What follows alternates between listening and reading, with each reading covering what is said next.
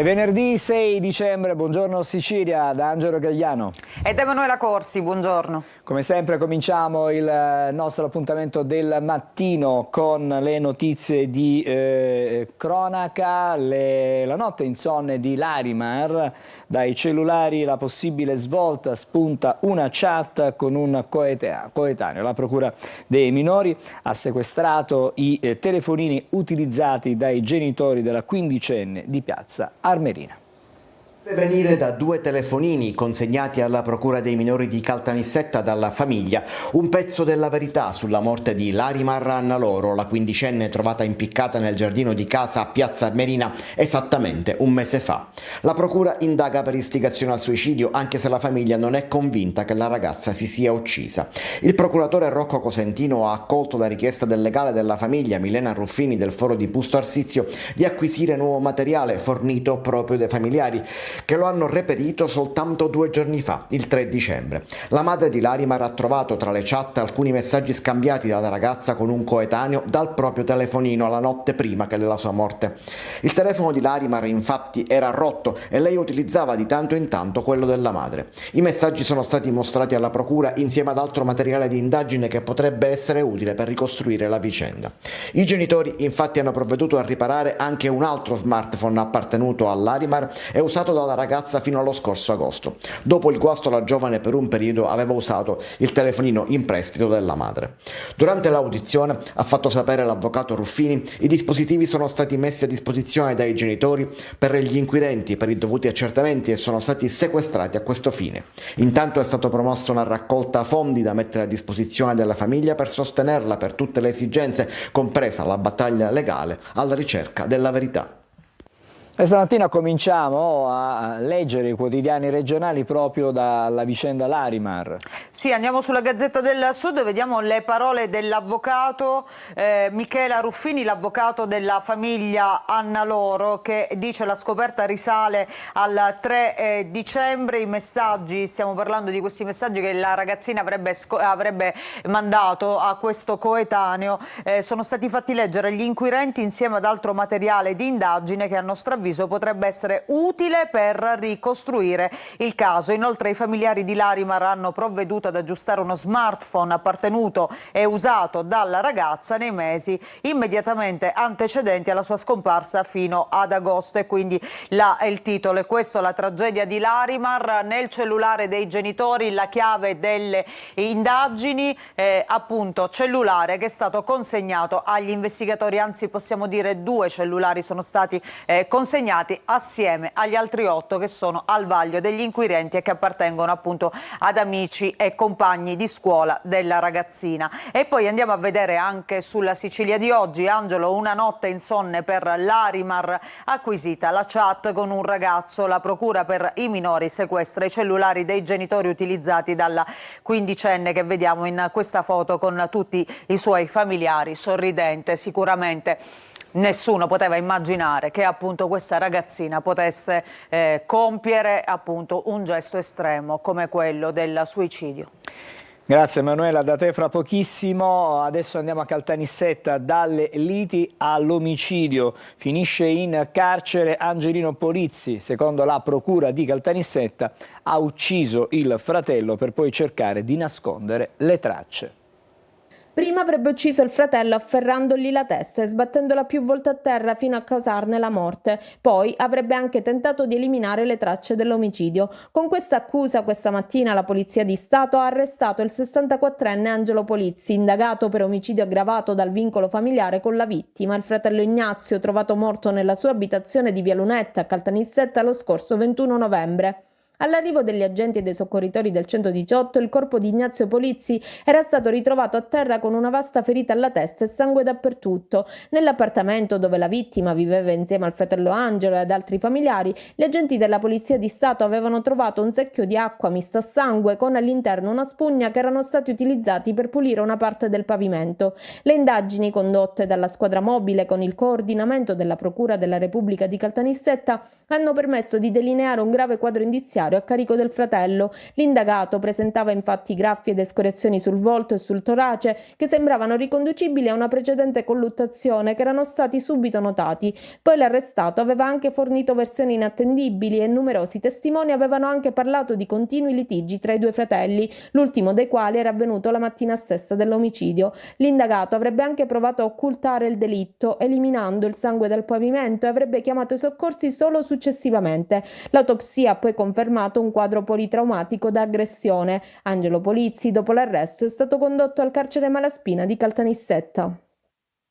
Risolto dunque, dopo una ventina di giorni, quello che sembrava un giallo, in realtà poi un omicidio in famiglia.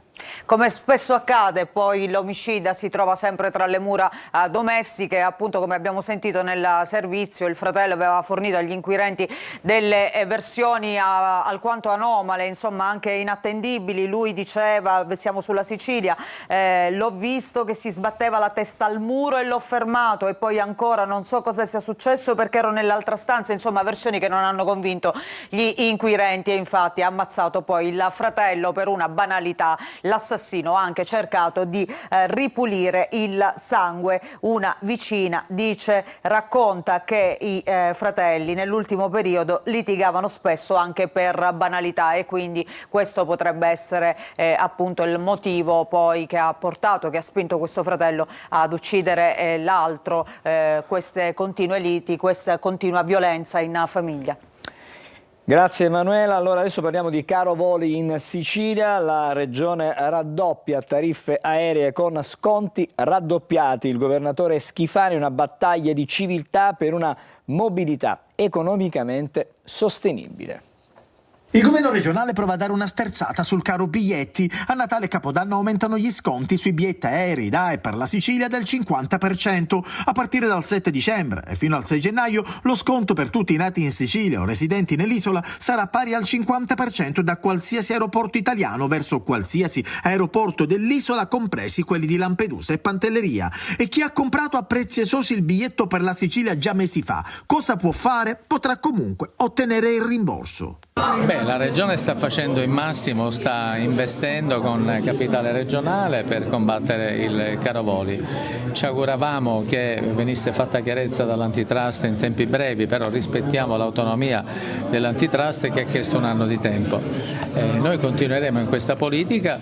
Il metodo è sempre lo stesso: sconto immediato da parte delle compagnie che hanno firmato una convenzione e con la regione. Per le altre, fra cui Ryanair, potranno essere i cittadini a chiedere comunque il rimborso della metà direttamente sull'apposita piattaforma regionale. Sì, un provvedimento storico per tutti i siciliani.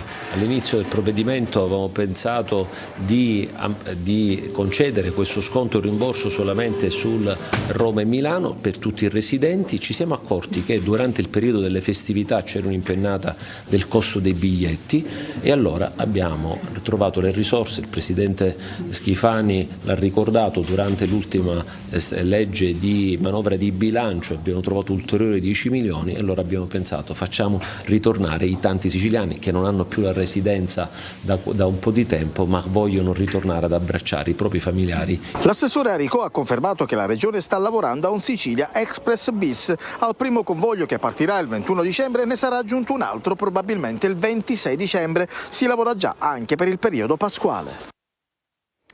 Allora, il caro voli è un tema ricorrente, ahimè, quando arrivano le feste. Sì, ed è anche il cruccio della regione. Insomma, il governo Schifani fin dall'alba insomma, ha cercato di contrastare questo problema. Ricordiamo anche le varie vicende contro Ryanair, contro l'amministratore delegato. Comunque alla fine si è arrivati a questa conclusione, lo sconto del 50% sul caro voli. Qui vediamo anche la foto con Aricò e Schifani con questo cartello: meno 50% per tutti i siciliani, stop al caro voli per il Natale 2024. E quindi siamo su Repubblica Palermo, caro voli, nuovi sconti, corsa agli ultimi posti anche in nave e bus. La regione lancia il piano delle feste, ticket appunto scontati del 50% pure per i non residenti. Il PD attacca l'iniziativa, i cittadini pagano la propaganda di Schifani, quindi per l'opposizione questa è una propaganda appunto del governatore, questa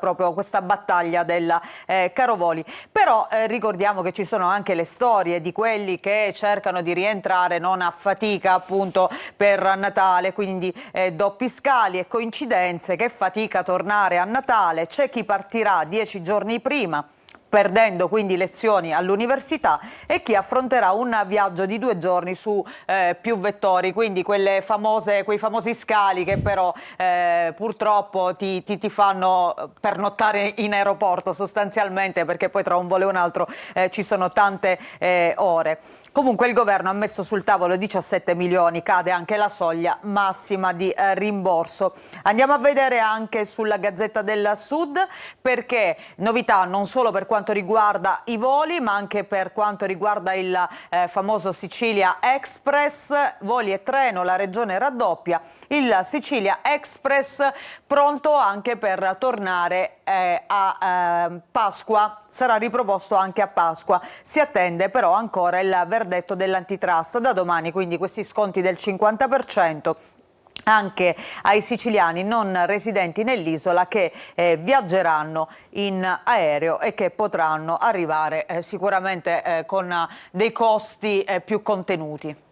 Grazie, adesso parliamo di illegalità, parliamo soprattutto di civiltà, anzi di inciviltà nel caso specifico. Sorpresi a scaricare rifiuti illegalmente nel territorio di Butera, nel Nisseno, 4 imprenditori sono stati obbligati a bonificare a proprie spese una discarica abusiva.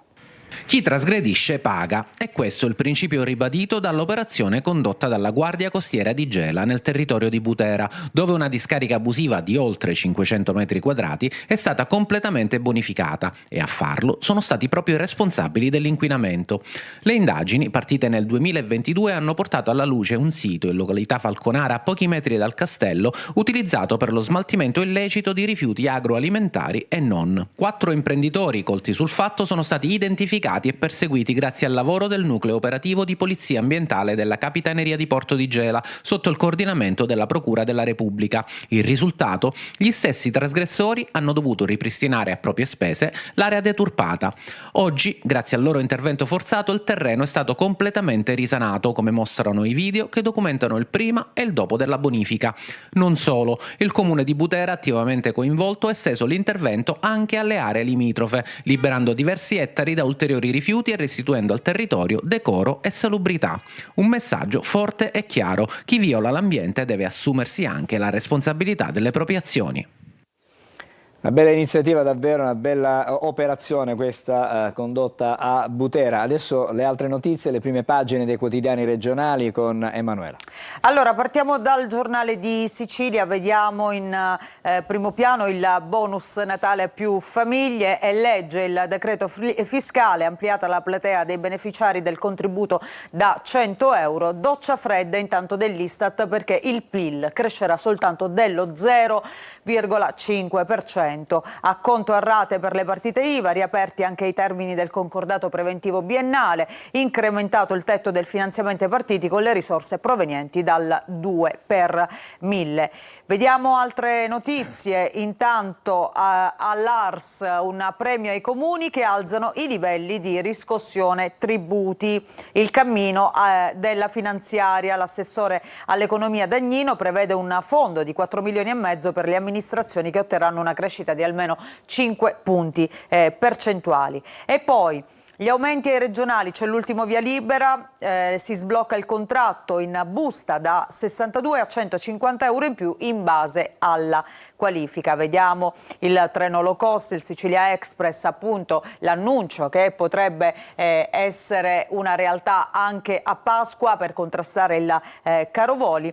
E poi vediamo a Caltanissetta la cronaca: ha ucciso suo fratello fracassandogli il cranio, scoperto anche un tentativo di cancellare le prove. Sempre per la cronaca, a Palermo sui panetti di hashish, il marchio di fabbrica, c'era un'etichetta con 2 leopardi e la scritta Casamonica. E infine tra discoteca e residenti, sarà guerra in tribunale, i proprietari annunciano un controesposto dopo la protesta. Ancora insomma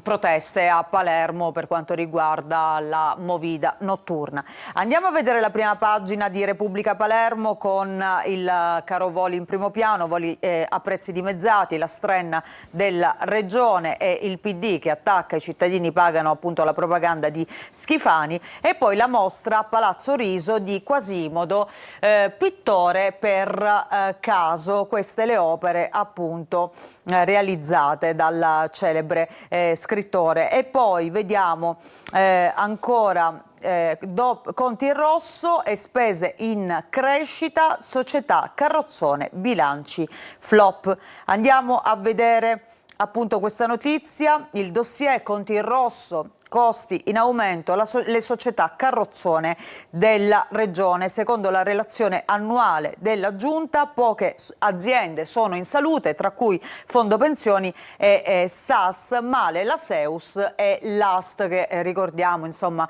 sta vivendo dei momenti critici ormai da parecchio tempo, la società che si occupa del trasporto pubblico siciliano. E poi il Natale, mercatini e beneficenza, il Natale delle iniziative private, si accende l'albero del comune appunto di Palermo. Oggi verrà svelato anche il nome dell'artista di punta del Capodanno con, ricordiamo, Biagio Antonacci che è in pole position. Andiamo alla Sicilia di oggi. Vediamo aerei, raddoppia lo sconto in Sicilia, ma poi la foto, notizia dedicata ad Enzo Trantino. Ieri la notizia della sua scomparsa a 90 anni, oggi la Sicilia sceglie questo titolo emblematico, Il Principe. La morte di Enzo Trantino, grande avvocato e uomo di destra, rispettato anche a sinistra. E poi lettera a papà, sei stato una quercia. Queste le parole di Enrico Trantino, sindaco di Catania. E poi il ricordo, mancherà a tutti invece il ricordo del direttore Piranio. Altre notizie, la morte di Larimar, la notte insonne, appunto ora si legge ai raggi X la chat con un ragazzino, e poi il caso di Caltanissetta che è stato risolto, quindi è stato il fratello. Ad Acireale vediamo il fatto non sussiste, sentenza ribaltata, in appello assolto il sindaco Barbagallo. Andiamo a vedere questa notizia. Eccola qui, sentenza ribaltata in appello, assolto il sindaco di Acireale che commenta: 6 anni lunghi, sempre creduto nella giustizia. Solo di sera ha avuto la lucidità di rispondere alla cronista Roberto Barbagallo, infatti ha voluto un po' di tempo per metabolizzare una notizia che lo ha liberato da una prigione emotiva lunga 6 anni. La prima pagina di Catania invece vediamo in primo piano il progetto della riqualificazione di Piazza Lupo liberata, lo ha approvato la Giunta insieme a quello sulla rigenerazione dell'area del Teatro Massimo, e qui vediamo in questa foto come sarà con queste due semisfere che ospiteranno gli ascensori per l'autorimessa sotterranea con 150 posti. La palestra invece sarà demolita. Questo è il progetto definitivo rientrante nei piani urbani integrati relativo alla piazza nota per la presenza della palestra dismessa in condizioni fatiscenti e occupata, che dunque verrà appunto demolita.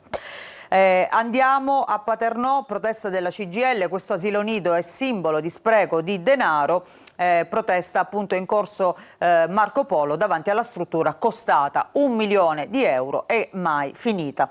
Oggi a Catania il governatore Schifani alla comunità di Sant'Egidio pranzerà con gli anziani. E poi vediamo ancora la cronaca. Ad Arrano tentano di svaligiare un'abitazione, arrestati un 29enne e un 15enne colti in flagranza. A Catania l'ex Empire, famosa discoteca catanese, che poi è stata confiscata, è un bene confiscato alla mafia, ha assegnato al conservatorio, siglato l'accordo con il comune. Adesso potrà diventare una casa della musica. Andiamo a vedere la Gazzetta del Sud di oggi. Ecco qui il titolo in grande: Messina, c'è l'accordo con RFI, il sindaco Basile a Roma ha incontrato i vertici di Ferrovie dello Stato assieme a Cateno De Luca. A gennaio la firma del protocollo d'intesa per la cessione dell'area di 51.000 metri quadrati dell'officina Grandi Riparazioni. E poi vediamo la foto nella taglio centrale dedicata al Messina Calcio, slitta la fumata bianca per la cessione, ore decisive per il passaggio dell'80% ad Invest Group. Altre notizie che poi vedremo meglio tra poco, perché sono notizie nazionali e internazionali. Vediamo invece a Catania, caso di corruzione, archiviate le indagini su 4 cardiologi e 5 aziende. Nessun riscontro, l'inchiesta frana, erano state arrestate 9 persone. E poi a Lipari, masso su un'auto, giovane conducente ferita in moto lieve, tragedia sfiorata sulla strada tra il centro e Canneto per un macigno che è precipitato da una parete rocciosa. Qui c'è il bonus Natale, appunto, di cui si parla tanto oggi, introdotto è diventato realtà grazie al decreto fisco che è stato approvato. Arriva l'acconto a rate anche per le partite IVA. E poi vediamo ancora all'interno, andiamo a vedere qualche approfondimento. Ecco, intanto la notizia in primo piano, cioè a gennaio l'accordo di programma con RFI. Ieri il sindaco Basile ha incontrato Lo Bosco e i vertici di Ferrovie assieme a Cateno De Luca. Il documento regolerà la cessione, diritto di superficie per 99 anni, dei 51.000 metri quadri dell'officina Grandi Riparazioni di Gazzi. E qui vediamo appunto il primo tassello per la riconquista della waterfront di Messina. Cos'è previsto nell'area interessata secondo il piano particolareggiato del PAU. E poi ecco qui un'enorme area dismessa, ciò che resta dell'officina Grandi Riparazioni appunto di Ferrovie dello Stato. Ancora vediamo questa notizia. C'era poca regia mafiosa nelle frodi. Depositate le motivazioni della sentenza d'appello del maxi processo Nebrodi sulle truffe agricole dell'Unione Europea. Era un sistema a carattere regionale di cui hanno approfittato anche i gruppi tortoriciani. I giudici condividono l'acuta espressione di uno dei difensori che contestava alla procura di aver adottato una vestizione mafiosa di tutte le truffe che sono state scoperte. Velocemente ti faccio vedere anche un'altra notizia, Angelo, perché a Cinisi finisce all'asta la casa di Peppino Impastato. Potrebbe acquistarla la regione. Vedremo allora. Grazie Emanuela, da te fra non molto. E adesso, come ogni mattina, apriamo il collegamento con la Polla Strada, con la polizia stradale del compartimento della Sicilia orientale. Siamo a Sant'Agata di Militello, dove c'è l'ispettore Filippo La Rosa. Buongiorno ispettore. Buongiorno dalla Polizia Stradale del compartimento di Catania. Iniziamo subito col dire che questa è una tranquilla mattinata sulle strade e autostrade della nostra isola. Segnaliamo sulla tangenziale di Catania le consuete code e traffico intenso in direzione sud, soprattutto nel tratto compreso tra San Gregorio e Catania Centro. Ci spostiamo sull'autostrada A20, ove sino al 20 di dicembre permane la chiusura notturna tra le ore 22 e le ore 6 del tratto compreso tra gli svincoli di Brolo e Patti. Il traffico veicolare sarà dirottato in questa fascia oraria sulla SS 113. Ci spostiamo adesso sull'autostrada A19 Catania-Palermo, ove permane la chiusura dello svincolo di Enna, sia in entrata che in uscita, in direzione Palermo. Svincoli consigliati agli utenti sono quelli di Mulinello e di Taino per raggiungere il centro ennese. Adesso il consueto consiglio degli amici della Polizia Stradale, particolarmente utile in questa stagione invernale che ha visto nelle ultime settimane la nostra isola interessata da fenomeni a volte anche temporaleschi e violenti.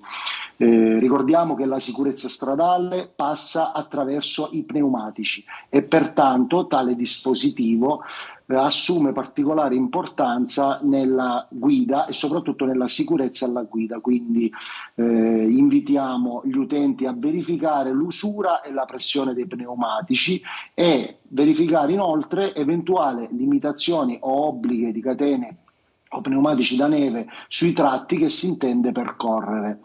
Dalla Polizia Stradale è tutto, buon viaggio. Grazie all'ispettore Filippo La Rosa della Polizia Stradale, ci ha dato le ultime notizie, le indicazioni sulla viabilità sulle strade, autostrade, chiaramente di competenza della Polstrada in Sicilia orientale. Adesso apriamo invece le nostre telecamere sulla città di Catania per vedere qual è la situazione traffico sulla circonvallazione di Catania. In questo momento sembra abbastanza scorrevole l'afflusso, il deflusso anche delle macchine che viaggiano sia in direzione ovest che in direzione est. Siamo all'altezza del Tondo Gioielli, non ci sono particolari criticità almeno da queste immagini. Andiamo adesso a vedere qual è invece la situazione in via Vincenzo Giuffrida, altro snodo cruciale per la viabilità nella città di Catania. Vedete in transito, in arrivo in città, in ingresso c'è certamente più traffico, più movimento. In uscita dalla città oggi la situazione sembra abbastanza regolare, non c'è assolutamente code, non ci sono code, e quindi per chi deve lasciare la città è certamente una via da percorrere per questa mattina. Adesso facciamo una breve sosta, ci ritroviamo fra pochissimo per continuare la lettura dei quotidiani. Stavolta andremo a vedere quelli nazionali, con le notizie non solo dall'Italia ma anche dal resto del mondo con Emanuela Corsi.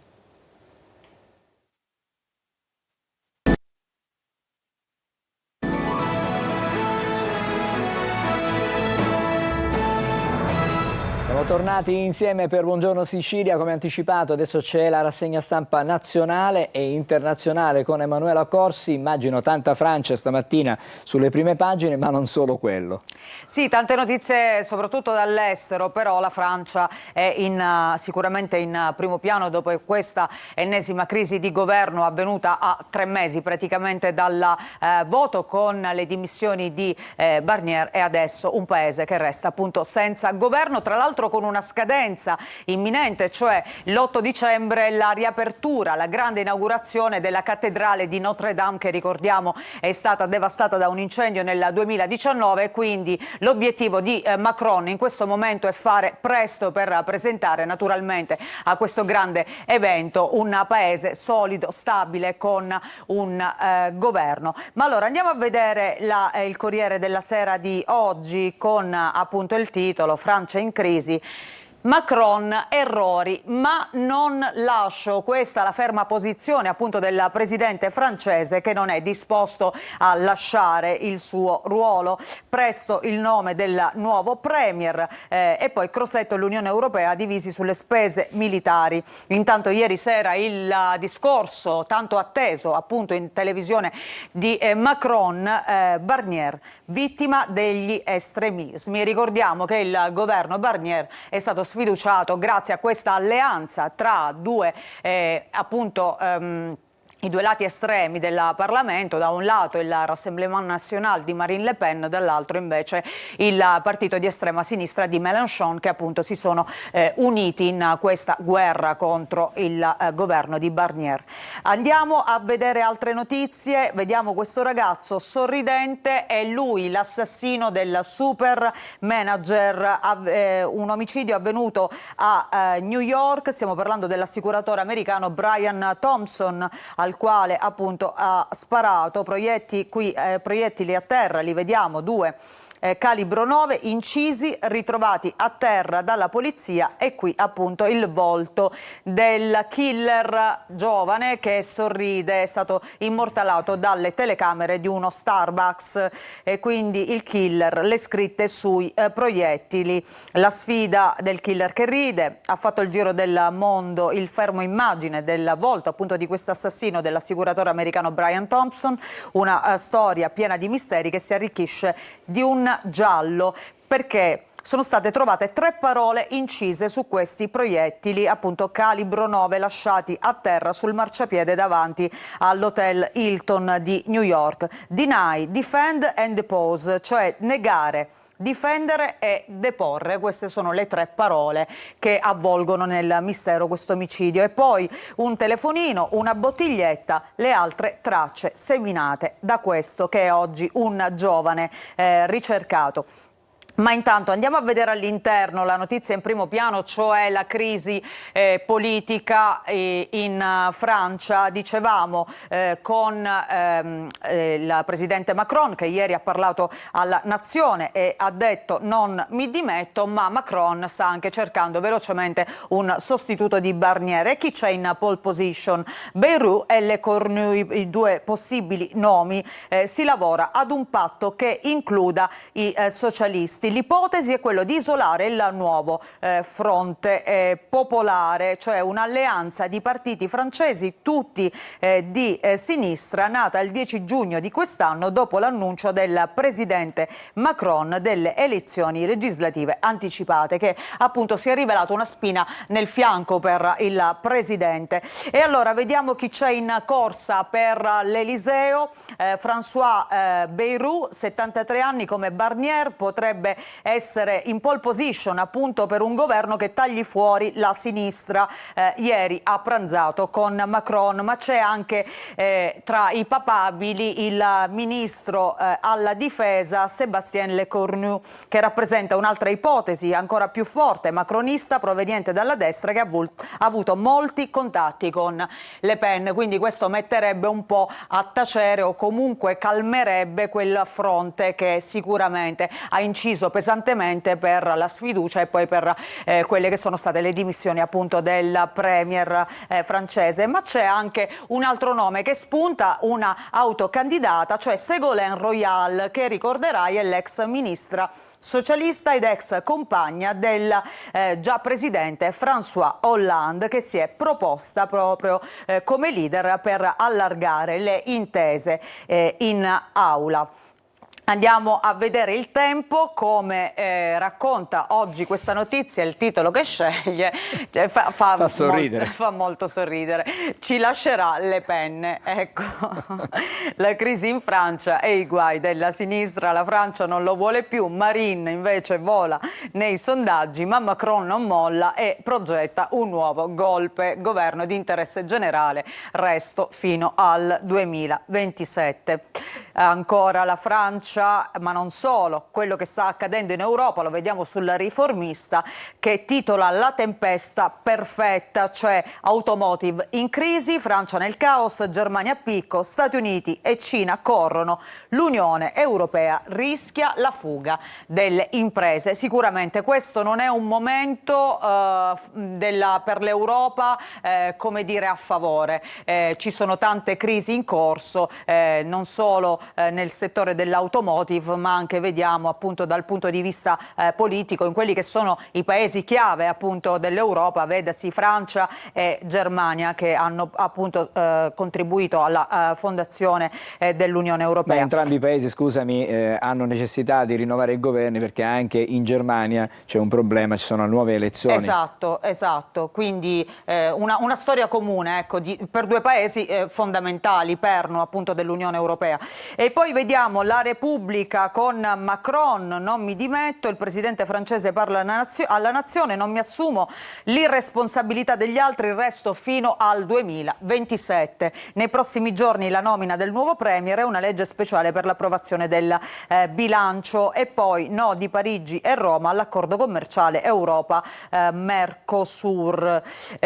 Un'altra notizia di cui si parla tanto oggi è questa. Possiamo definirla un terremoto che riguarda il Festival di Sanremo, la kermesse canora più famosa sicuramente del nostro paese, è una parte della storia del nostro paese, perché la RAI rischia di perdere Sanremo. Cosa è successo? Il TAR ligure dice basta con questi affidamenti, queste assegnazioni dirette alla RAI, bisogna procedere con una gara. Quindi questo cosa significa? Che il festival teoricamente potrebbe andare in onda, se così fosse, su qualsiasi altra rete, cioè quella che vince appunto la gara in questo caso. E qui vediamo l'ultimo festival con Fiorello e Amadeus presentatori, Amadeus presentatore, spalla naturalmente Fiorello, e la vincitrice Angelina Mango. Ancora vediamo su questa prima pagina anche qui la faccia del ricercato per l'omicidio di Brian Thompson a New York. Andiamo a vedere all'interno questa notizia di Sanremo. Quindi Sanremo non è più un'esclusiva Rai, gara pubblica a partire dal 2026. La decisione della TAR della Liguria, dicevamo, dopo un ricorso della società musicale Just Entertainment, no all'affidamento diretto. Salva l'edizione di conti, naturalmente, perché non ci sarebbero neanche i tempi per espletare una gara, e poi l'azienda di Stato che si ribella e dice faremo ricorso, perché la Rai un po' rivendica la paternità del Festival di Sanremo, dice è una nostra produzione, è un nostro spettacolo. Il PD, la D. Rossi venga in vigilanza, in commissione vigilanza Rai. I giudici, format TV e marchio, non c'è legame indissolubile. Questa è la sentenza appunto del TAR della Liguria, e la Kermesse non è un bene culturale, così hanno chiuso la vicenda. Baudo, eccolo qui, il nostro Pippo Baudo. È l'ultimo evento rimasto a Viale Mazzini. Perderlo sarebbe un disastro. Queste le parole di chi conosce il Festival di Sanremo e che penso lo consideri una sorta di seconda casa, perché Pippo Baudo, insomma, su quel palco è per noi un'immagine, come dire, un binomio che non si può dividere, indissolubile assolutamente. E poi vediamo appunto le altre reti che chiaramente a questo punto provano anche a sognare questo festival, da Mediaset al 9 fino a Sky. Adesso c'è questo sogno di Sanremo. Ma tutto è possibile, Rai potrebbe decidere di fare un festival della canzone italiana da un'altra parte, ci sarebbe un festival di Sanremo che non sarebbe più magari il festival della canzone italiana. Tu dici può succedere di tutto, si possono creare anche cloni, diversi, doppioni, ci mancherebbe altro. I competitor, appunto, dicevamo, sono pronti a schierare tra l'altro i loro big, perché poi ognuno ha il suo conduttore di punta. De Filippi e Amadeus per la conduzione. Già si fa il Totonomi, insomma, anche un po' per mettere del pepe chiaramente a questa vicenda. Se abbiamo ancora qualche secondo ci fermiamo. Un'ultima prima pagina. Un'ultima prima pagina. Allora ti faccio vedere, Angelo. Sì. Andiamo sull'arresto del Carlino. Ecco, questa notizia. Favori ai clan, quindi ci facciamo più seri. È stata arrestata una suora. Lei era una suora che, la suora dei detenuti, la chiamavano così, che è finita ai domiciliari perché farebbe parte, o comunque aveva fatto dei favori appunto alla 'ndrangheta in un blitz a Brescia. È stata smantellata una cosca e nelle intercettazioni le parole dei appunto mafiosi erano queste: lei fa parte di noi, è una dei nostri. Grazie Emanuela, da te torneremo più avanti. Adesso vediamo le previsioni meteo e poi saremo di nuovo insieme, stavolta per il primo degli ospiti della nostra mattinata. Bentornati a questo aggiornamento delle previsioni di Trebi Meteo. Ci attende un venerdì tutto sommato discreto in Italia, migliore infatti la situazione al sud, solo qualche residuo piovasco in Puglia, e a fine giornata invece vi segnalo delle nevicate sulle Alpi. Per quanto riguarda la Sicilia, situazione in miglioramento anche qua, anche se sul versante tirrenico non mancherà qualche residuo piovasco tra le province di Messina e Palermo, e attenzione anche al vento che soffrirà ancora piuttosto sostenuto dai quadranti settentrionali, e temperature di conseguenza non particolarmente alte, con massime per lo più al di sotto dei 20 gradi. La giornata di sabato vedrà un ulteriore miglioramento, ma ancora un po' di variabilità sarà presente, stavolta soprattutto sui settori centro-occidentali della regione, in particolare nell'Agrigentino sarà possibile qualche goccia di pioggia. Le temperature rimarranno pressoché stazionarie, ancora un po' di vento dai quadranti settentrionali, soprattutto sul canale di Sicilia. Ma per i dettagli sulle vostre località, aggiornate o scaricate l'app gratuita di Trebi Meteo.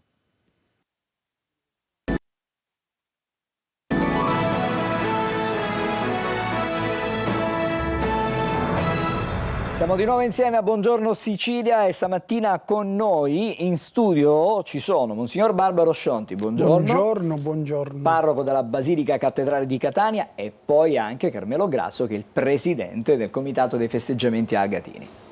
ci stiamo preparando, la città si sta preparando, tutti, diciamo, i motori sono già stati accesi perché è inevitabile, bisogna iniziare tanto tempo prima per preparare quella che è poi una festa che porterà Catania ad avere per le vie cittadine non solo devoti per Sant'Agata ma tanti turisti. La città praticamente vive giorni davvero di grande intensità.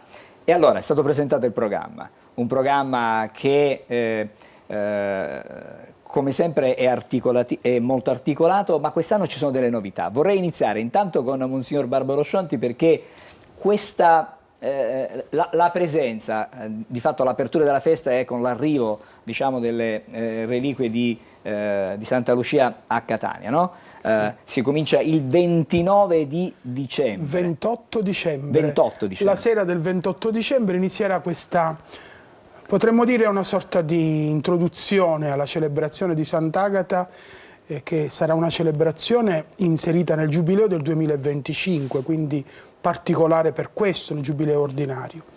E inizieremo proprio con un incontro che si realizza tra Santa Lucia e Sant'Agata.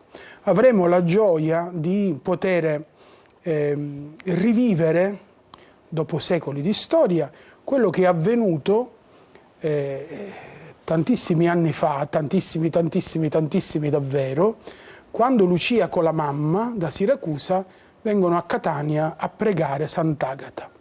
E lì avviene quello che poi è raffigurato magnificamente nell'affresco che si trova nell'abside della cappella di Sant'Agata, questa apparizione, questo segno che Agata dà a Lucia, alla quale dice tu stessa puoi fare quello che stai chiedendo a me, e poi una profezia, tu sarai per Siracusa ciò che io sono per Catania. Quindi profezia di santità, ma anche esperienza di guarigione, esperienza di pellegrinaggio. E allora qui ci inseriamo in quello che è il Giubileo, no? Giubileo, uno degli elementi del Giubileo è il pellegrinaggio. Ecco, Lucia con la mamma va in pellegrinaggio a Sant'Agata per invocare da lei una intercessione, una protezione per la mamma. Così noi andremo in pellegrinaggio a Roma, per chi può, nella nostra cattedrale, per chi si trova a Catania o nelle altre chiese giubilari, per chiedere la grazia di una guarigione. La guarigione da quel male antico che si chiama peccato e che porta con sé, insomma, i segni di una povertà umana dinanzi alla quale il buon Dio risponde con l'atteggiamento più bello e più grande, il suo amore e la sua misericordia. Adesso il presidente del Comitato dei Festeggiamenti Agatini. Il Comitato ha un ruolo fondamentale perché poi la festa vada in porto e funzioni tutto perfettamente. Una grande responsabilità perché a voi si rivolgono un po' tutti, siete voi, assieme chiaramente ovviamente alla diocesi, a organizzare questa festa. Quest'anno una peculiarità dei festeggiamenti.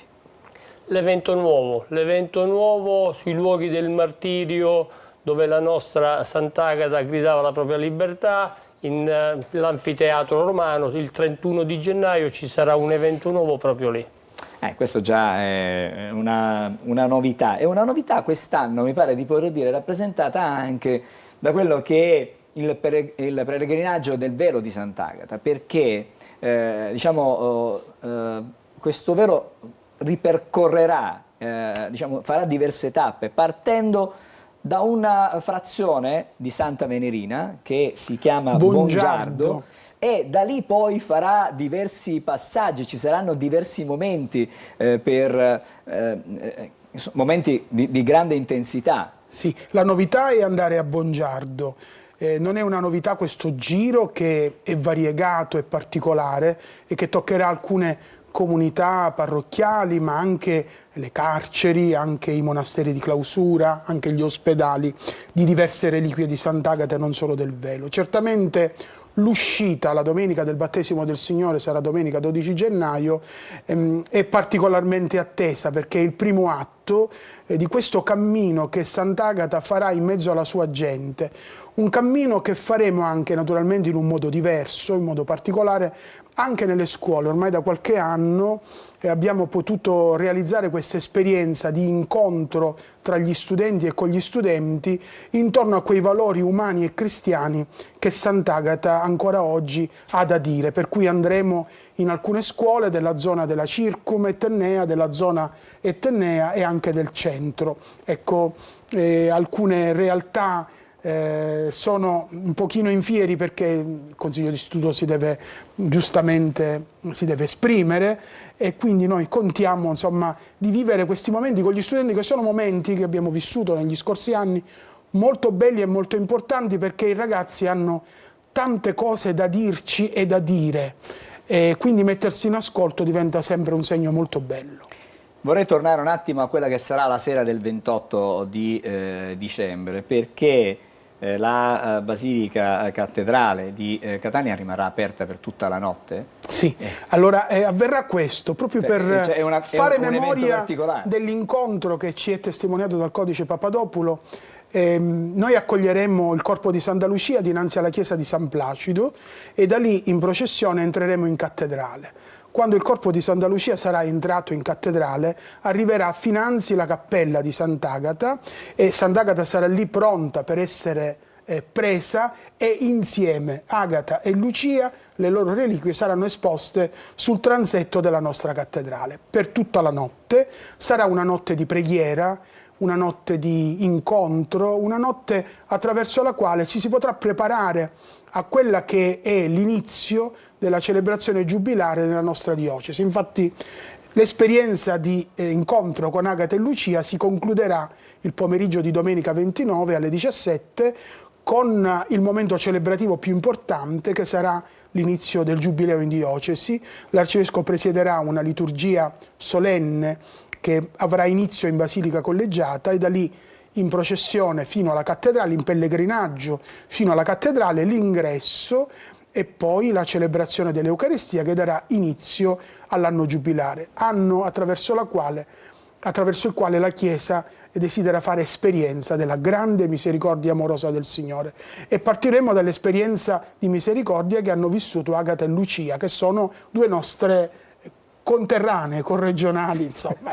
Con il presidente Grasso, prima Monsignor Scionti ha fatto riferimento alle visite anche presso le carceri. Ci sono le domeniche agatine al carcere. È una missione importante portare diciamo, la voce, la spiritualità, la solidarietà alle persone che hanno sbagliato. Se sono in carcere certamente hanno sbagliato, ma hanno la possibilità però di riscattarsi. E allora è importante avere un pensiero, e sono tanti, diciamo, le persone che sono in carcere che poi seguono i festeggiamenti agatini, che in carcere magari trovano la fede. Sant'Agata è per tutti i catanesi, sia chiaramente per coloro che sono tranquillamente fuori e anche per chi attualmente sta espiando le proprie colpe, oltre ovviamente a tanti pellegrini che ci verranno appositamente per la festa e anche qualche turista. Sempre con Grasso, le associazioni agatine sono fondamentali, anche le associazioni sono, diciamo, parte integrante della festa, contribuiscono in maniera fattiva, tante sono le iniziative, tante sono diciamo, gli associati delle associazioni che danno il loro contributo, ognuno di loro dà il contributo, ma ognuno di noi che ha fede può dare un contributo perché la festa di Sant'Agata poi possa essere una festa davvero di fede certamente, ma sarà poi una vetrina per la città, mostrare il vero volto della città di Catania. La riuscita della festa di Sant'Agata non è opera solo dell'arcidiocesi, del comune o peggio ancora del comitato, bensì è l'insieme di tutte le istituzioni, oltre ovviamente da parte di tante associazioni sia agatine e non, che chiaramente contribuiscono con tanti eventi per la riuscita della festa. C'è tanto da mettere a punto, c'è la sicurezza soprattutto da tenere in conto, perché la marea di persone che si riversa per le vie della città per 4 giorni di fatto, perché si comincia il 3 ma si finisce poi il 6 e quindi è dura. E ci si prolunga al 12. Ci si prolunga poi il 2, ma poi chiaramente c'è l'8ª, certamente ci mancherebbe. Con Monsignor Scionti volevo, per chiudere questo nostro incontro di questa mattina, fare un riferimento anche al solenne pontificale, che quest'anno sarà celebrato dal Cardinale Zuppi. Ecco, avremmo il Cardinale Presidente della Conferenza Episcopale Italiana, che in realtà già alcune volte ha toccato la nostra chiesa, la nostra cattedrale. Fino ad alcuni giorni fa è stato nella nostra cattedrale a presiedere un incontro di rettori di santuari a livello nazionale. La presenza del Cardinale Zuppi e quindi del Presidente della Conferenza Episcopale Italiana sancisce e dice l'importanza che la Chiesa, anche italiana, dà a questa nostra religiosità popolare, a questa nostra attenzione popolare a Sant'Agata, che è un'attenzione, potremmo dire, trasversale, fatta di ricchi e poveri, di immigrati e cittadini catanesi doc, e tutti insieme. Ecco, Sant'Agata fa questo grande miracolo ogni anno, ci mette tutti insieme per le strade della nostra città. E quest'anno lo farà facendoci riflettere, questo è il tema che l'Arcivescovo ha voluto per questa festa, su 2 aspetti importanti per la vita cristiana, per il nostro vivere civile da cristiani nel mondo nel quale ci troviamo. Sant'Agata è segno di speranza ed è segno di libertà in Cristo. Significa che speranza e libertà sono 2 valori che attraverso l'incontro con Gesù Cristo Agata ha imparato non soltanto ad accogliere nella propria vita, ma a vivere e testimoniarlo, e lo testimonia fino ad oggi. Agata, una ragazza che è colma di speranza, sa essere una donna libera, e questo ha da dire tanto nel nostro mondo, soprattutto quando siamo particolarmente colpiti da un disagio che è quello della violenza, in modo particolare la violenza alle donne, e dinanzi al quale restiamo sgomenti, ma che chiede in realtà un impegno, certamente quello delle forze dell'ordine, quello della magistratura, ma soprattutto dell'impegno educativo delle famiglie, l'impegno educativo della Chiesa, l'impegno educativo della scuola, un impegno educativo volto a dare dignità di speranza e dignità di libertà ad ogni persona. Agata tutto questo è riuscito a raggiungerlo attraverso l'incontro con Gesù. Ecco, noi vorremmo dire che l'incontro con Gesù Cristo e col suo Vangelo è un incontro che mette speranza e quindi apre il cuore al domani, alla fiducia nel domani, da una parte, e dall'altra implica un senso di assoluta libertà che ci permette di avere tanto coraggio nell'impegno di vita quotidiana. Grazie a Monsignor Barbaro Scionti, che è il parroco della Basilica Cattedrale di Catania, grazie a Carmelo Grasso, il presidente del Comitato dei Festeggiamenti di Sant'Agata. Buon lavoro, perché da qui al momento in cui scatta, diciamo, saremo al 28 di dicembre, c'è tanto lavoro ancora da fare, e poi ci saranno i giorni, quelli intensi, quelli che si vivranno diciamo, per le vie della città, che chiaramente anche noi in qualche modo faremo e mostreremo non solo in Sicilia attraverso il digitale terrestre, ma anche attraverso il web a tutto il mondo, le immagini di questa festa, di questa grande passione e questa marea di fedeli che si riverserà per le vie della città di Catania. Buon lavoro, in bocca al lupo, e che sia una bellissima festa anche quella di quest'anno, la festa di Sant'Agata. Ci dobbiamo fermare, siamo un po' in ritardo, ma cercheremo di recuperare. Fra non molto saremo di nuovo insieme.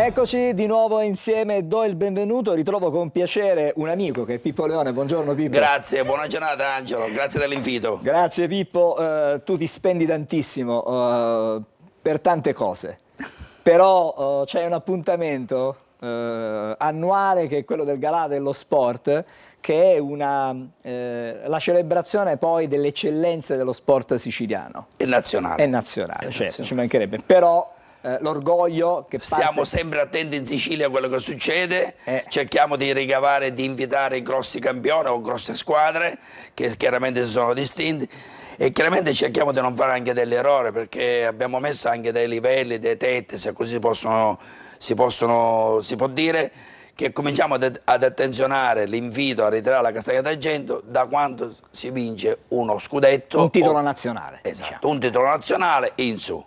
Tu però sei arrivato a che? La 20ª? 19ª. Siamo quasi a 20 anni. No? Già stiamo pensando a qualcosa per l'anno prossimo. Prima riusciamo a consumare quella di quest'anno, anche se già voglio dirti, caro Angelo, che è già tutto pronto. Nel senso che adesso bisogna solo vedere le ultime cose, aspettiamo che arrivino i campioni. Chiaramente si sta assieme, poi ci sarà tutta la fase preparatoria, la serata di lunedì e poi chiaramente si comincia a pensare Senti, ma il 2024 in qualche modo vi ha facilitato anche il compito? Sì. Perché Catania tricolore. C'è veramente l'imbarazzo. È successa una cosa bellissima, io che lavoro nel mondo dello sport adesso da tantissimi anni, posso assicurarti che Catania è alla ribalta nazionale. Cioè noi premieremo 6 scudetti, chiaramente. Cioè significa che Catania è stata messa top dal primo posto a livello nazionale su 6 discipline diverse. E questo chiaramente non potevamo sottrarci a chiamarli, a invitarli, a consegnarle questa castagna. Ma diciamo che alcune sono delle conferme.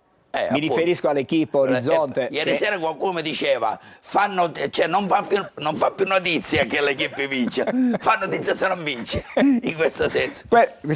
Là si va sul garantito. Là si va sul garantito, poi abbiamo però ci sono delle novità. Le novità è Meta Catania, guarda, questa qua è Meta Catania che il nostro presidente Enrico Musumeci sta facendo. Sarà tra i premiati, fra le altre cose. Lo premieremo, chiaramente abbiamo parlato di scudetto. Sostanzialmente questo ha fatto una cosa spettacolare, cioè non solo a vincere lo scudetto, ma sta partecipando alla Champions. Cioè dico Catania, è che chiaramente forse non vengono attenzionati, chiamiamola piccoli sport, ma non sono più piccoli sport, assolutamente. Non vengono attenzionati come dovrebbero essere. Cioè io, se dipendesse da me, farei una trasmissione poco calcio, tutti gli altri sport, ma non dipende da me. Purtroppo il calcio, sappiamo, tu sei uno specialista, sai cosa gira attorno al calcio, e bisogna avere anche rispetto in questo senso. Cioè, il calcio è sempre... quello che è bello, devo dirti sinceramente, è che stanno crescendo tante realtà, tantissime sono le realtà che anno dopo anno, mattoncino dopo mattoncino, si propongono a livello nazionale. Esatto. Si propongono anche il beach soccer, che è ormai Bosco ci ha abituato bene, dopo tantissime prese. Anche lui ha fatto dal 2004, quando ha iniziato questo lavoro, oramai ha fatto tantissime finali e anche quest'anno si è confermato campione d'Italia e anche a lui bisogna rigorosamente assegnarle una castagna. Poi c'è un altro sport piccolo che ha vinto 6 scudetti e noi non l'avevamo mai attenzionato, ed è lo squash. E chiaramente quest'anno, visto che stiamo premiando e stiamo attenzionando questi sport, abbiamo pensato di invitarlo anche. E poi alla fine c'è una piccola società che si chiama Master Bollo, che ha vinto uno scudetto Under 16 femminile, che quest'anno l'abbiamo messa anche dentro. Chiaramente capisci che all'interno della serata il buon Ruggero Sardo, che è presente alla serata, che salutiamo, che chiaramente mi dà una grossissima mano d'aiuto anche di idee, innovazione, anche perché il premio, come tu sai, era cresciuto, è partito giocando nel 2006 con Falzone, a sinistra e così via, adesso è cresciuto. Però c'è una giuria, una commissione importante, c'è Fabio Pagliara, che è diciamo... uno dei 10 manager più importanti d'Italia, che ormai attorno a lui stanno girando tante idee. Poi c'è la presidenza onoraria, che è quella di Enzo Parrinello, ma poi ci sono, come dicevi tu, Enzo Falzone, Ignazio Fonso, che è entrato quest'anno, e poi c'è Andrea Vidotti, che tutti non lo conoscono, però dico solo che per 20 anni ha gestito un grosso campione che si chiama Alberto Tomba. Quindi, cioè, voglio dire, sulla commissione, sai, molte volte, Angelo, quando tu arrivi in alcune aziende, in alcuni posti, il premio, tutto quanto, cioè, io dico sì, io sarò autorevole, mi conoscono tutti, mi vogliono bene, vedo che c'è tanta attenzione sul mio nome, sulla mia persona. Però quando tu arrivi dietro con un bagaglio dove ci sono questi personaggi, diventa più facile. Tra l'altro noi quest'anno avremo il piacere, questo è per me una grande soddisfazione, di avere ancora Silvia Salessi, la vicepresidente vicaria del CONI, che tra l'altro è per la terza volta che lei torna al Gala dello Sport, è venuta nel 2017, quando ancora non lo conosceva nessuno e noi le abbiamo dato la castagna. Allora era semplicemente un consigliere federale di una federazione di atletica leggera. Poi è tornata nel 2021 col marito e chiaramente lì già era vicepresidente, ma quest'anno torna con un'esperienza maggiore, visto che ci sono delle operazioni che si stanno muovendo attorno anche al suo nome. Però io sai, non voglio cadere su questione politica, su questione elettorale, perché io voglio andare avanti ed è questo il segnale che noi come Commissione e sottoscritto diciamo che lo sport dovrebbe stare lontano, no, da certi discorsi. Esatto, bravo. E noi ci riusciamo. Cioè lei viene come vicepresidente vicario del CONI, poi noi avremo un videomessaggio bellissimo che mi ha mandato ieri Luca Pancalli. Luca Pancalli che è un personaggio, io mi onoro di conoscerlo molto bene, che tra l'altro lui è stato insignito della nostra Castagna d'Argento, che mi ha mandato un messaggio veramente come se fosse uno di noi. Ed è un personaggio di grande spessore. Lui poi è quest'anno particolarmente contento perché tra i premiati ci sono 2 medaglie olimpiche d'oro. Io a questo volevo arrivare, voglio dire, premiate tanti tricolori, sì, tantissimi tricolori, però ci sono... ci sono 6 medaglie olimpiche, 6 medaglie d'oro olimpiche. Allora io dico, l'attenzione sugli scudetti di Catania era giusto che non lo facessimo, perché era importante, perché... È un riconoscimento. È un riconoscimento. Anche al territorio, questo lo sforzo che si fa sul territorio. Un'attenzione che noi abbiamo sul nostro territorio e che chiaramente non dobbiamo mai mollare. Però è anche vero che il Gala dello Sport, dall'altra parte, è un evento importante che ormai è riconosciuto in tutto, non ti dico il mondo, ma in Italia. Basta pensare che un personaggio che è stato insignito della Castagna si chiama Zanetti Cavier. Perciò quando tu dici che fra i premiati c'è che io sono stato anche un poco fortunato, conoscendo il nostro amico Ciccio Sotera, che lavora con l'Inter, destra e sinistra, siamo riusciti a convincere, è venuto. E chiaramente tu capisci che l'evento funziona se ci sono i protagonisti importanti, cioè più protagonisti importanti ci sono e più l'evento cresce in questo senso. Allora stavo dicendo, tornando al Paralimpico, che noi siamo stati sempre attenti nel passato a premiare sempre un personaggio del Paralimpico, perché io penso che se ci sono 2 Olimpiadi, uno per gli atleti e uno per i Paralimpici, è giusto che facciamo attenzione. Quest'anno abbiamo avuto la fortuna e il piacere di incrociare un personaggio che ci ha dato una mano d'aiuto a conoscere sia Matteo Parenzan, tennis da tavolo, paralimpico, e Giada Rossi, che ha fatto una cosa spettacolare, ha battuto la cinese che aveva vinto 9 medaglie olimpiche e questa è riuscita. E avremmo il piacere di averle tutte e 2 e ritrarre questo riconoscimento.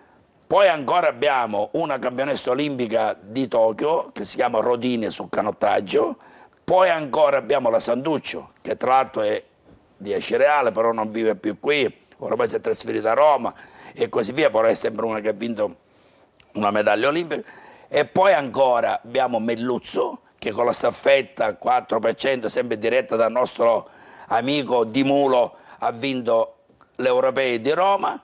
E poi ancora abbiamo Isabella Anastasia, una ragazzina di 14 anni che ha già fatto parlare di sé perché ha vinto l'Europeo e ha vinto anche vicecampionessa mondiale.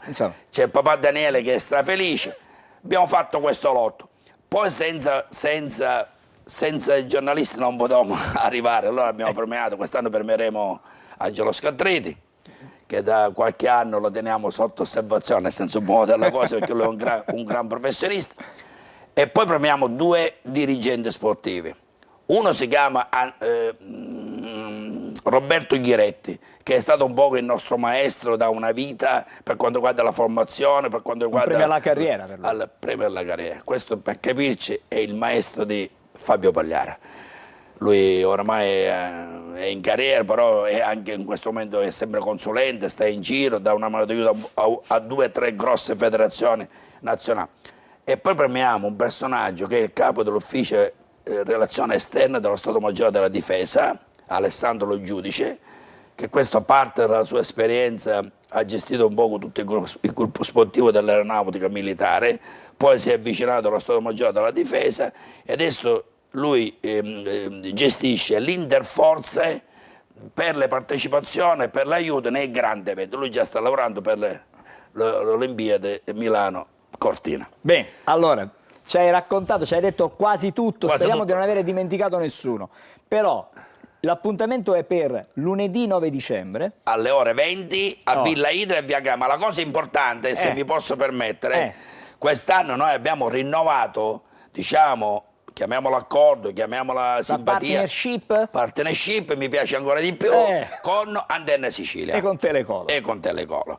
Perché chiaramente la serata sarà ripresa dalle vostre telecamere e poi sarà messa in onda sabato 21 alle dicembre ore 16 su Telecolor e poi alle 20:45 in prima serata, domenica 22 dicembre in seconda serata, mezzanotte. Anche lì ho capito che Telecolor e Antenne Sicilia mi vogliono bene, perché bastava solo una messa in onda e basta, ma invece non solo una replica. Sono tre, sono due. Tra l'altro mi dicono che messe così per come l'hanno sistemato gli esperti, di palinsesto. Di palinsesto, che non sono io l'esperto, dice prenderemo in varie situazioni tantissima gente, perché uno di pomeriggio, uno di sera e uno di notte. Quindi abbracciamo tutti. Abbracciamo tutti in questo. Pippo, è stato un piacere averti stamattina qui. Grazie per questo momento, perché questi momenti servono sicuramente non solo per promozionare e per ricordare di questo evento, ma servono anche per dire che noi siamo molto attenti a quello che succede nel mondo dello sport catanese, e quest'anno chi ci amministra in questo caso e ci dà una mano d'aiuto, che è anche l'amico Parisi, che è l'assessore, che sarà presente anche quella sera. Dicevamo questo proprio l'altra sera quando abbiamo consegnato le stelle, perché io tra l'altro sono anche infilato dentro questo mondo dell'ASMES, che è l'assegnazione delle stelle, tutto quanto e così via. Dicevamo che Catania è veramente, sta attraversando un momento felice. Grazie a Pippo Leone e al suo galà dello sport, la 19ª edizione, appuntamento lunedì 9 dicembre, alle ore 20, siamo all'Hotel Idria a Via Grande. Perfetto. Grazie. Angelo. Poi su Telecolor alle 16 di sabato 21 alle 20:45 della stessa giornata e domenica 22 a mezzanotte e 30.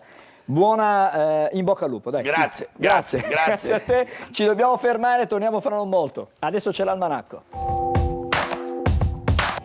Oggi 6 dicembre per alcune regioni dell'Europa iniziano le festività natalizie con la festa di San Nicola. Si tratta di una tradizione delle Fiandre, celebrata anche in Austria, Belgio, Paesi Bassi e Svizzera, rappresentando un'occasione per i bambini e le bambine di assistere insieme alle famiglie al folklore natalizio, con processioni, sagre e spettacoli pirotecnici. La tradizione di San Nicola sta diventando comune anche in alcune regioni dell'Italia, in cui i bambini lasciano fuori dai davanzali delle finestre scarpe e calze, nella speranza di trovare dei regali all'interno la mattina seguente. Ma sapete cos'è il muro del suono? Si parla del muro del suono nel caso in cui la resistenza dell'aria aumenta sempre di più con l'aumentare della velocità di un aereo fino a diventare elevatissima. L'aria davanti agli aerei viene compressa e nel caso in cui a terra ci fosse un osservatore, quello che sentirebbe sarebbe appunto un forte bang sonico, cioè un forte boato. Contrariamente a quanto si pensi, il boom sonico non dura pochi istanti, ma si verifica fin tanto che l'aereo mantiene una velocità superiore a quella del suono.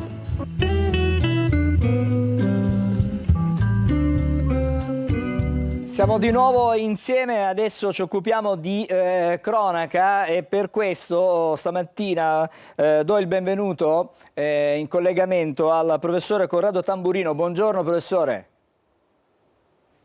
Vediamo se lo vediamo, non ho in questo momento il collegamento in video, vediamo di perfezionarlo. Sapete, la notizia è di ieri, il GIP di Catania ha archiviato l'indagine vasi comunicanti sulla sanità. In questa inchiesta erano... Non abbiamo il professore Tamburino in questo momento, vi dicevo, però erano indagati primari e imprenditori per le forniture di stent. Professore Tamburino, buongiorno. Buongiorno. Buongiorno, la vedo con il camice bianco, un po' più rilassato in volto. Al lavoro. Al lavoro.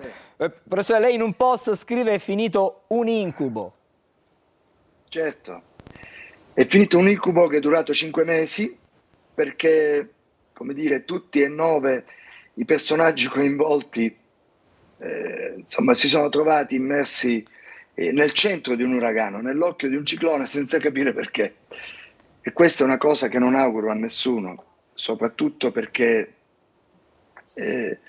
ricevere la polizia giudiziaria a casa alle 6 del mattino, senza aspettarselo, con la supponenza di avere ragione, sapendo di avere torto, è una cosa triste che fa pensare, che deve fare riflettere moltissimo le istituzioni tutte. Fatta questa premessa, l'incubo è finito perché, per fortuna, nel momento in cui si sono svolti i primi interrogatori, il primo direi, già sin dal primo interrogatorio di garanzia, il PM, che è una persona a mio avviso illuminata per la, come dire, per la forza di carattere di fare esattamente una rotazione a 180 gradi e tornare sui propri passi, cosa che ahimè troppo raramente accade, questa è una cosa che va denunziata pubblicamente.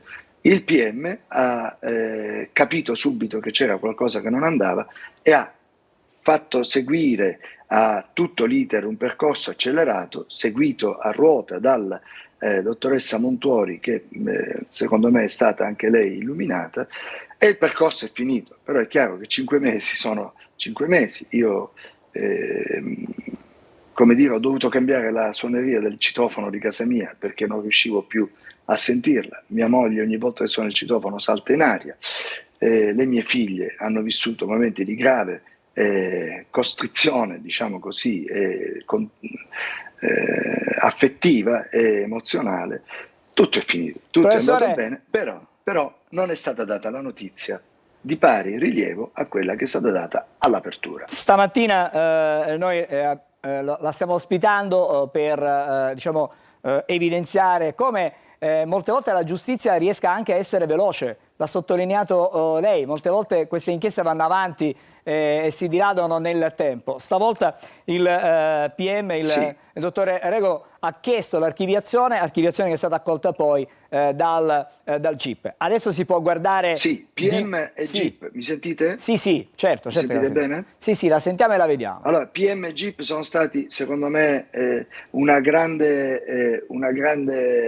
risorsa per noi. Abbiamo un problema adesso sul collegamento perché lo vediamo in verticale anziché in orizzontale, però... Ora mi rivede in orizzontale. Adesso la vediamo sempre in verticale, non appena ho la possibilità. Aspetti, torneremo di nuovo da lei. Le chiedo un'ultima domanda. Adesso lei... Ora mi vede. Adesso si può di nuovo dedicare a quella che è stata e che è la grande passione della sua vita. Ma io mi sono sempre dedicato, non ho interrotto mai, tranne 10 giorni di riposo forzato a casa. Ho cambiato casacca, nel senso che ritengo che il pubblico non mi meriti, e questo lo dico ad alta voce. Il pubblico non merita le persone intraprendenti e che lavorano e che producono scienza, ricerca, sviluppo, innovazione, tecnologia e progresso nell'ambito tecnologico e medico di cui si occupino. Quindi, però, fatta questa premessa, mi sono trovato uno spazio dove sono gratificato, soddisfatto, perché sono diventato il direttore generale del Centro Cuore Morgagni, oltre a essere capo dipartimento, e faccio lo stesso lavoro di prima con una serenità sicuramente maggiore e con una liberalità maggiore, grazie alla benevolenza della famiglia Castorina che mi ospita. Però il concetto che volevo esprimere è quello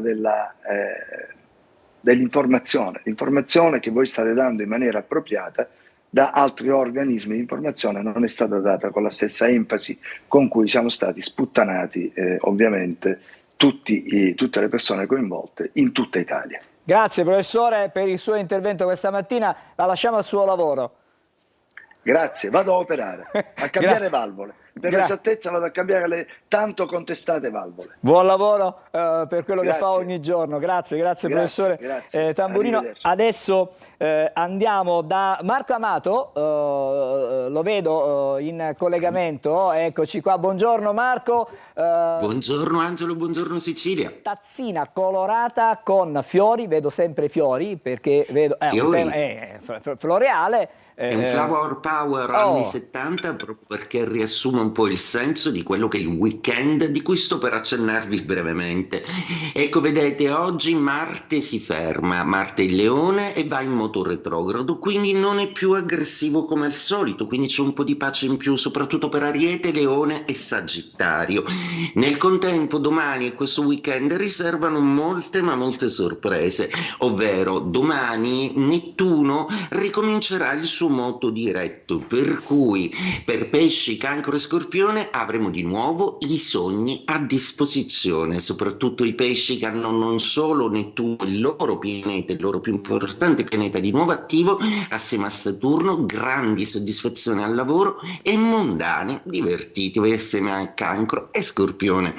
Mentre invece la bella Venere entra in Acquario, quindi prepariamoci a vivere la Venere più originale dello zodiaco, quella che è disposta a sperimentare amori nuovi sistemi, insomma si cambia musica in amore per tutto lo zodiaco, ma in particolare per gli Aria, primo tra tutti Acquario, poi Gemelli e poi Bilancia, quindi divertitevi con l'amore. Per ultimi rimangono i segni di terra, che in questo bailam planetario hanno comunque i loro vantaggi, perché il Toro finalmente si rilassa un po', la Vergine ha più tempo per se stessa ed è meno inseguita da tutte le esigenze marziane, il pianeta dell'azione si è quindi fermato, e per ultimo il Capricorno, che finalmente ritrova la serenità e l'amore diventa anche più oggettivo. E detto questo, ti auguro una bellissima fine settimana, una buona giornata e a presto.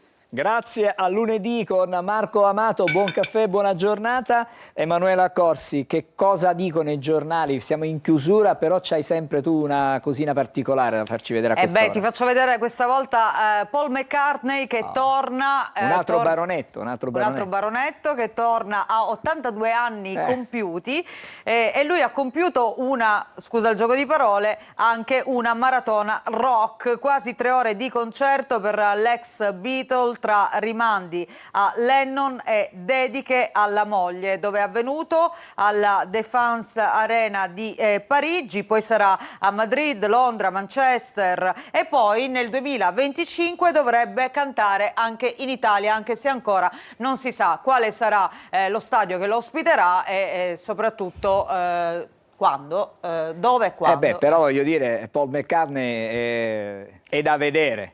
Ma poi c'è questa nuova generazione di cantanti comunque del passato che, nonostante i 70 anni, 80 anni e via dicendo, dimostrano di avere ancora una verve vitalità pazzesca, quindi insomma Mick Jagger diciamo è tra questi, ma non solo lui. Comunque in questo caso, anziché lunga vita alla regina, lunga vita a Paul McCartney, Sir Paul McCartney. Grazie Emanuela, ci ritroviamo con Buongiorno Sicilia lunedì, chiaramente. Adesso c'è ci salutiamo come sempre in musica. Stamattina incontriamo e risentiamo con piacere Irene Grandi, che il 6 dicembre del 69 nasceva e ci ha regalato poi tanti successi, tra questi Bruci la città, grande successo del 2007 se non ricordo male.